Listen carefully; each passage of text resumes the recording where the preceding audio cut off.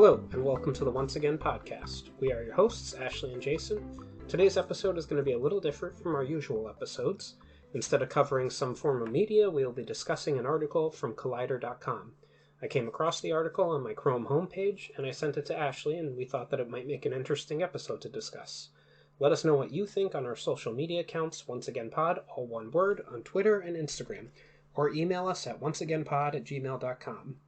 The article's title is Disney Love Interests Ranked, Aladdin to Prince Charming, with a subtitle saying, From Princes Disguised as Beasts to Thieves Disguised as Princes, These 13 Disney Love Interests Will Capture Your Heart.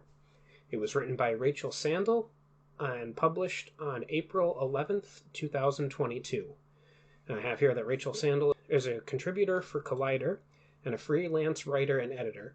She is also the poetry archivist for Fireweed Poetry of Oregon and has written 4 published short stories. So I'm going to link her social medias in the description, so go give her a shout out and some love on those. And I guess I could give a brief summary of the article. It says, the article states that Disney princesses have rightfully gotten a lot of love and praise over the years for being good role models for young girls. Unfortunately, their love interests don't receive as much appreciation as they should. With love and romance being such a big part of the classic story formula that has contributed to Disney's success over the years, love interests come in many forms, from the most charming of princes to the lowest of thieves. Here are 13 Disney princess love interests ranked from worst to best.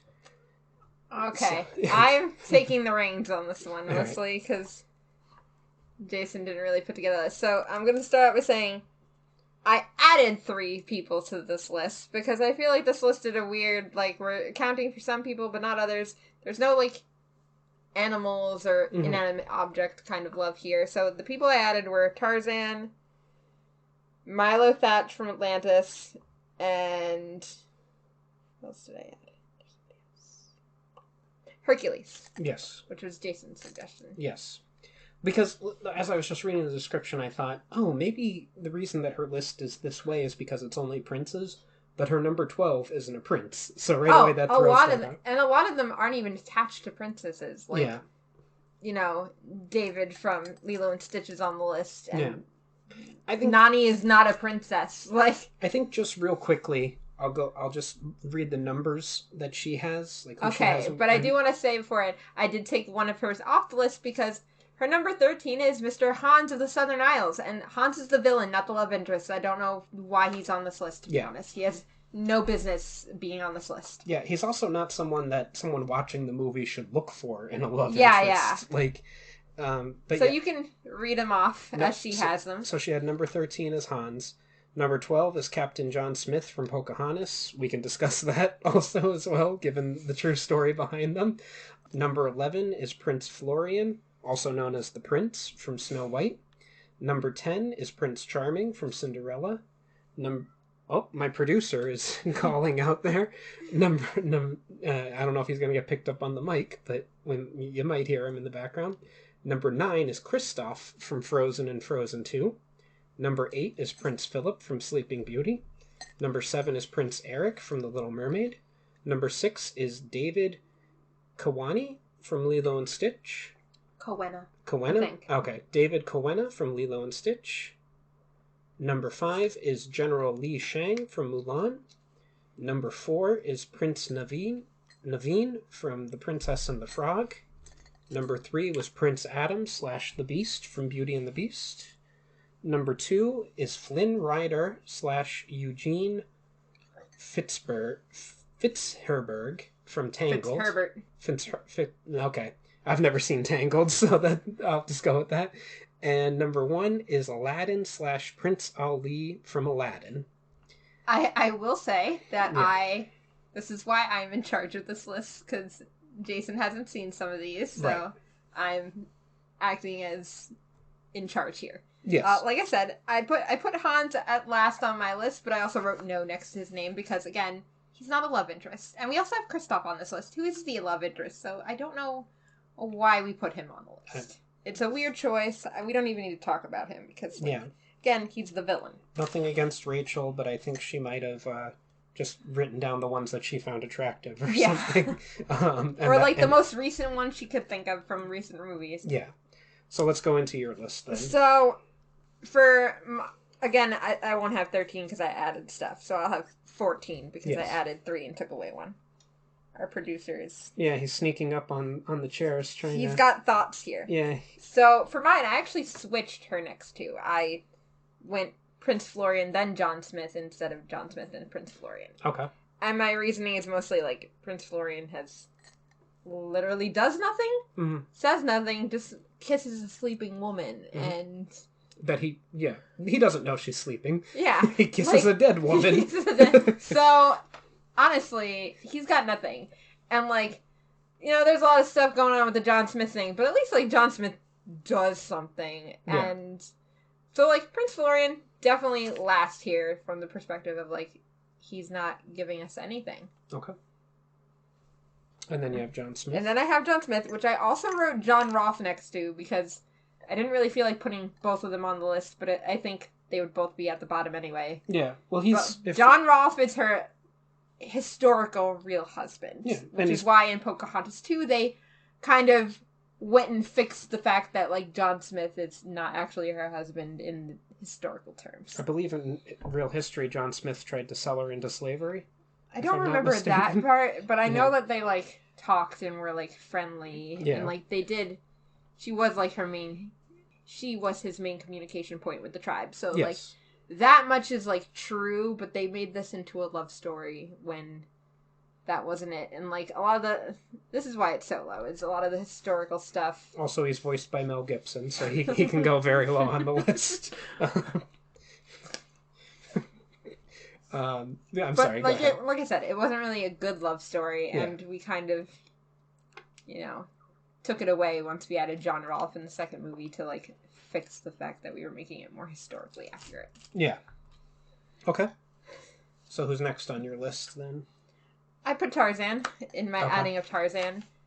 That's a good choice. Yeah, I think he needs to be added because we do put Jane in a lot of the Disney princess stuff overall. Mm-hmm. I think Jane's a good female character, and Tarzan just doesn't make it high because the man, again, doesn't really do anything. Yeah. Well, she's also can barely speak English most of the movie. And she's also the first woman that he's ever seen. Yeah. So, and she just happens to be beautiful. Yes. So. And she's very capable on her own. She does not need him. Yeah. But, he does protect her, and he does try for her, so I'll give him that credit.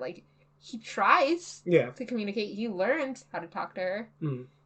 He teaches her how to, live in the woods. I think he's a good man for that, but, Yeah, and there's, Disney doesn't really like to dive into the sexual, but that's what their relationship is based off of. Yes, 100%. She's the first pretty woman he sees, and he's built like an ape, but a human. So that's what their whole relationship is. Oh, 100%. Yeah.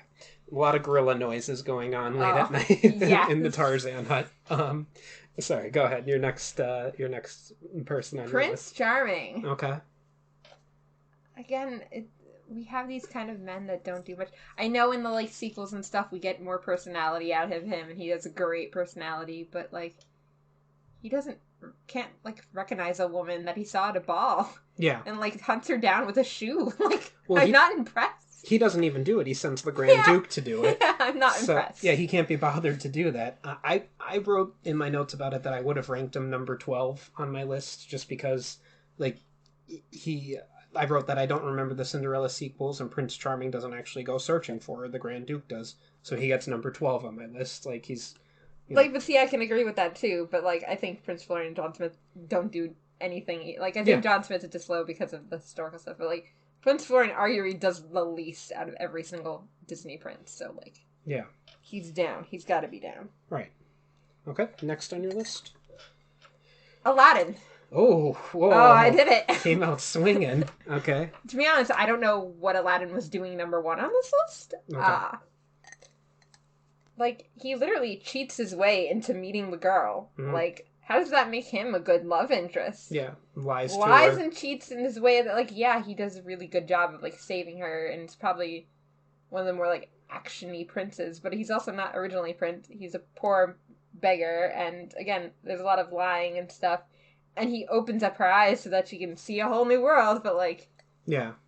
I don't think that makes him better than a lot of these other people. And it's also, she's locked away in her tower. She Like, doesn't get to leave the first, castle. like, man she came across that's, like, interesting, and it doesn't treat her like a fragile flower. Yeah. Fair enough. Okay, next on your list. Prince Adam or the Beast. Okay. Alright, fair. I agree. Yeah. Yeah. As much as I like Beauty and the Beast. Yeah. I think, like, yeah, he saves her when she's by the wolves, but he also locks her away to start out with. Is very aggressive towards her. Like, it's a good love story, but also there's a lot of problems with their relationship. Yes, I wrote that exactly. I put that they do fall in love, but his motivations, especially in the beginning, put him much lower on my list. Yeah. Yeah. So, I forget what I wrote for Aladdin. Let me take a look. Let's see. Oh, I just wrote Aladdin, #1. No, he might make my top 10, but not my top 5. So, feeling very similar to you on that. Yeah. So, the Beast then, and then who comes after the Beast? Or did you have more that you wanted to say? Oh, no, I don't think there's much more to say. Okay. Well, Actually, before we move on, I'm sorry. If you're going to include Hans on the list, then you gotta include Gaston. Yeah, it's like similar thing. I forget his name, and forgive me for forgetting it, but the guy that was interested in Pocahontas that she was not interested in at all. Oh yeah. There's. Oh man, I can't think of his name right now. Yeah, there's lots of rival characters, but whatever. Maybe she just wanted to have Frozen in there multiple times for clicks or something. Go ahead. I'm sorry. Your next one after the Beast. So these two again are two that I probably flip back and forth. It's Prince Eric and Prince Philip. Kind of can go back and forth, I think, depending on how you're looking at things. Right. Because I think they both do similar things, and are also as equally as useless as one another as well. Because you have Prince Eric, who, while he kills Ursula with a boat and clearly is willing to do anything for Ariel, he also can't understand her because she can't speak, and he's very dumb about it, to be honest. And also, I don't know, he just gives off dumb, lovable idiot vibes the whole movie. Mm-hmm. Yeah. Well, he doesn't need her. Both of them, the very similar princesses that they don't spend a whole lot of time talking to, and that's exactly there's no romance, and at least the Little Mermaid has sequels and stuff, so we do see the relationship kind of play out. But even in The Little Mermaid 2, Voyage Return to the Sea, that is also not really about Prince Eric. He's also not really in that movie as much as I remember, so Well, I was just going to say that they have the ideal mates. Their princesses are pretty and silent, like a good woman should be. Yes. And then you have Prince Philip, who also, he kills Maleficent in this valiant thing, and again, he also kisses a woman who is asleep. Yeah. Well, Eric kills Ursula, so they're kind of the same. They're very similar, which is why I think you can flip them. Okay. Flip them depending on Yeah, they should be in the middle of the list. Yeah, they're definitely. Yeah. Okay. So, hiccups. No, it's fine. Moving right along to your next prince. Well, the next one you're not going to be able to say much about, because it's Prince Naveen. Yeah, I've never seen it. Spoiler alert, Jason has not seen The Princess and the Frog. Yeah. So, this is an interesting one, because I think Prince Naveen is a very vain and kind of dick of a prince, to be honest. As I was saying, Prince Naveen is very much a vain, more modern Disney prince, because I think a lot of the modern love interests have this kind of personality versus what we've seen. A lot of the princes before this were classic hero archetypes. Classic heroes don't talk. Yeah. That's not Naveen. But I think he also proves himself, and that he does care for Tiana. Okay. And I love him. But again, where did she put it? Prince Naveen pretty high, if I remember, which is why I was like, Let's see. He's still got, he's 3, I think, on her list. Yeah. No, she has Prince Adam, the Beast. Number 4. Naveen is 4. Yeah. Which, again, I don't think Beast belongs at 3 either. But No. Yeah. Naveen doesn't belong at 4. Not that I don't think he makes a turnaround, but, like, he's not great. Okay. I can pause the recording if you need a minute or whatever, too. Yeah, we can pause for a second. Okay, and we're back. We took a little pause. So I can get my hiccups sorted out. Yeah, and our producer, you can just put your butt on my water bottle, Pumpkin. For clarity, that's our producer / editor, Pumpkin, the cat who did that, not me. I didn't say Pumpkin. Yeah, but just in case. Rude of you, Pumpkin. Just in case that didn't get. How am I supposed to drink from that bottle now? Your butt was on it. He's saying that's the point. Ha ha ha. Rude. But we had just done Prince Naveen. Yes. And then next up is, who do you think's next? You can kind of think about who's left. Well, considering some of them I don't know, I'll go with Milo, because I've never seen Atlantis. No, it's Kristoff. Oh, okay. Yeah, he's a nice guy. I hate those movies though. So he's a nice guy. I think he means well, and I think he's definitely tries to keep Anna safe and does his best, but I also think he's just kind of your, like, everyday guy, but not in, like, a good way of being the everyday guy. Like, yeah. It's kind of like, Well, in my note I put, for me, he's the trope that George R.R. Martin criticizes in fantasy writing, the sassy stable boy who puts the princess in her place. Yeah. So, yeah. But, yeah, he's a good but enough character. I think that's kind of what Disney's gone for a lot of their most recent, like, love interest, because Naveen's kind of the same way. The sassy, he is a prince, and Tiana's not the prince, but like a princess, but like he's very sassy in that way. And then my next on the list is Flynn Rider, who you also have not seen. No, and he is also kind of a sassy scoundrel. Is that the Tangled one? Yes. Okay. Flynn Rider is from Tangled. Okay. All I know from Tangled is she has long blonde hair, and then it's cut and it's short brown. Yeah, and there's a frog. There's a little, like, chameleon. Chameleon, okay. Yes, yes, I did see a TikTok. Flynn's the one that cuts it to protect her in the end, and like I said, I think he's very much kind of like Aladdin in the sense that, like, he's kind of a scoundrel and steals and stuff, but I also think he's also an orphan, so, like, similar stories, but I think the modernness of, like, Flynn goes better with it, and I think he is very much willing to die and, like, willing to do stuff. Like I said, he's the one that cuts her hair. Like, she's going to be upset at that, but he's willing for her to lose her powers to save her. Yes. And I don't think Aladdin has that same kind of, like, oomph to it. Yeah. Which is, again, it's why I don't understand Aladdin being number one. No. Because I think there's plenty of other people that... Yeah, we'll get to my number one. I know it's different than yours, but yeah, we'll get to someone that wasn't on this list that's my number one. So, moving right along. The next one is Milo, the Ash from Atlantis. Again, another one I've never seen. Yeah. And Milo is very much an everyday man. He's kind of a researcher who's researching Atlantis, and he becomes king of Atlantis because he marries the princess. Listen, it's fine. You probably won't even remember this when we get around to it. For a 20year-old movie that I didn't... when we get around to it. Yeah. I've only had 20 years to watch. You're not even going to remember I said this when we get around to it. Oh, I will remember. So, he, there is a sequel to it too, Milo's Return, and, like, I think he grows very well into his role and grows into being a great person. Like, he's a good person, the same way a lot of these people are, like, good people. But he grows into the hero and grows into being a good person and, like, being better and being king. And I think that instantly makes him better than a lot of these people because... Oh, he wasn't on her list, that's right. No, he wasn't. Yeah. So, and I think he obviously loves Kita, and, like I said, I think he has more of a story arc compared to a lot of these people, which inevitably I think is better for the love story. Okay, next on your list? Hercules. Wow.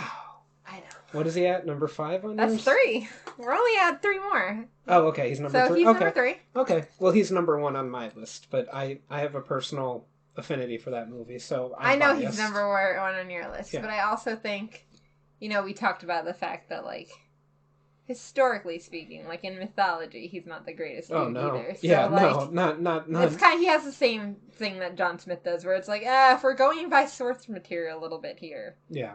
Ugh. And, like, a lot of these people don't have the same kind of source material. Like, John Smith has source material. Hercules has source material. Yeah. And while I do think, like, yeah, he puts in a big risk, he's willing to, like, go to hell, go to death, die for his woman. Yeah. Which I can not say for a lot of these people. No, and then he also gives up being a god to stay with her. He gives up a lot comparatively to a lot of these people. Yeah, and Disney's Hercules is very different from mythology's Hercules. Well, first off, it is. His name is Hercules in the Greek pantheon for Disney, where it should be Heracles if they're going by the Greek pantheon. Hercules is his Roman name, but that aside, sorry. Okay, so you have him as number 3. That's fine. Top 3 still. Yeah, good. top 3. So you're number 2 then. General Li Shang. Okay, I could see it. Mulan, especially like if you've watched Mulan 2, he does like die and is willing to take one for the team there. I've never seen Mulan 2. You throwing all these spoilers. I'm sorry. That's what we get for doing this. Jeez. Another 20-year-old movie that I've never seen. He sacrifices himself and does die, but then he turns out he's okay. But, like, again, he's definitely willing to do anything for Mulan, even after, like, she tricked him by pretending to be a man. Like, yeah.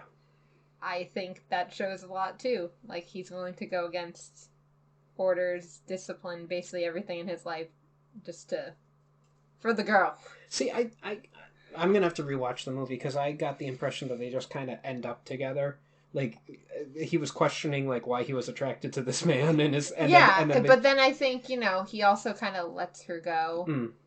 And then... Instead of executing her or anything. And then when she turns up at the end to, like, save the Emperor and stuff, he's not necessarily a part of that plan, but, like, he goes with the flow.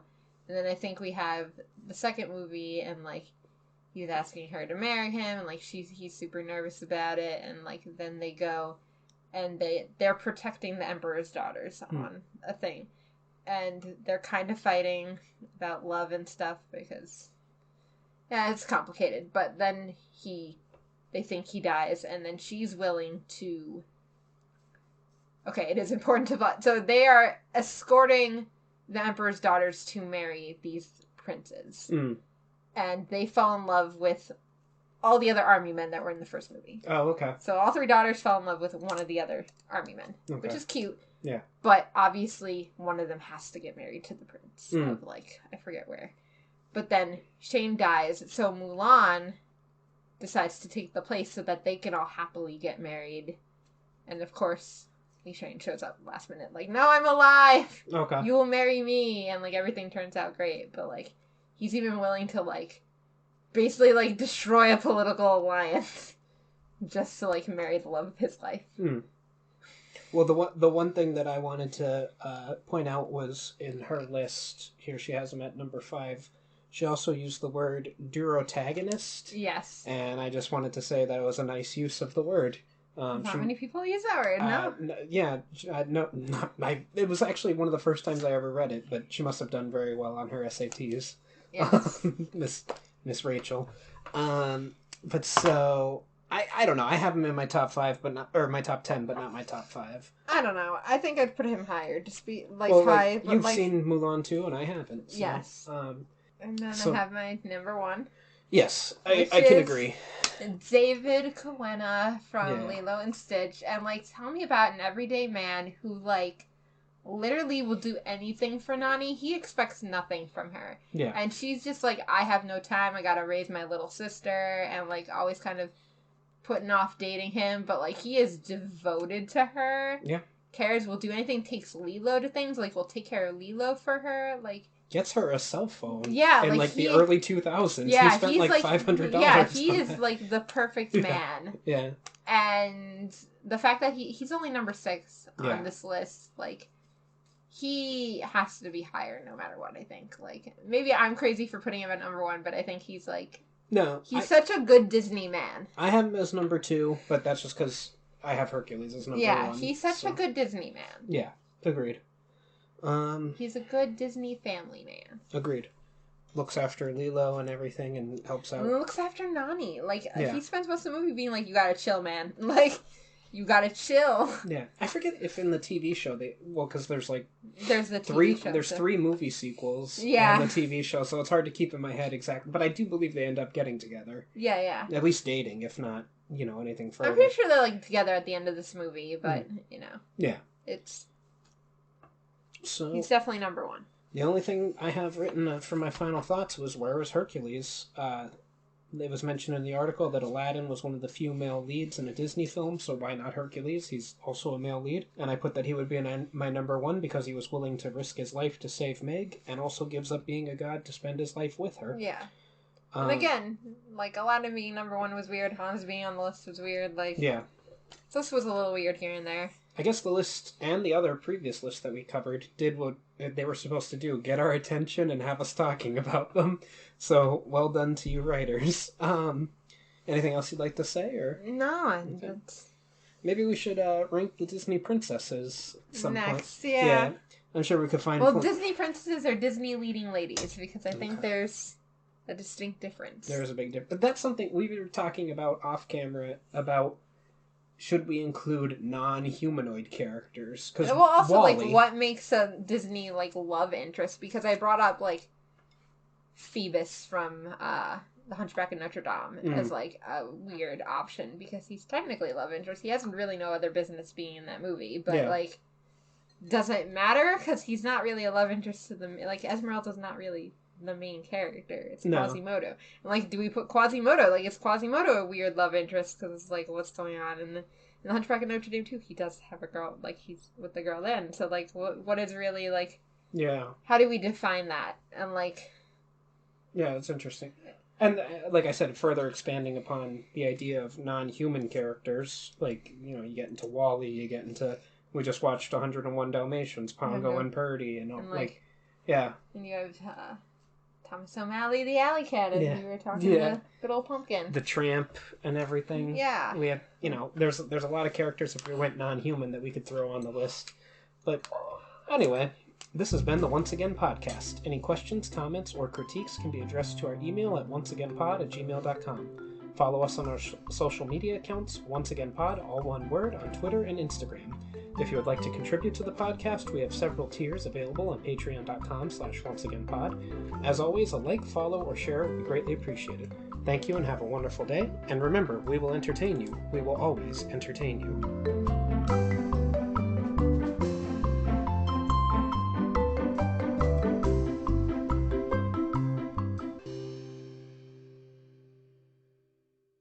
Rumpelstiltskin always says that magic comes with a price. But for this price, you can get a nice piece of jewelry.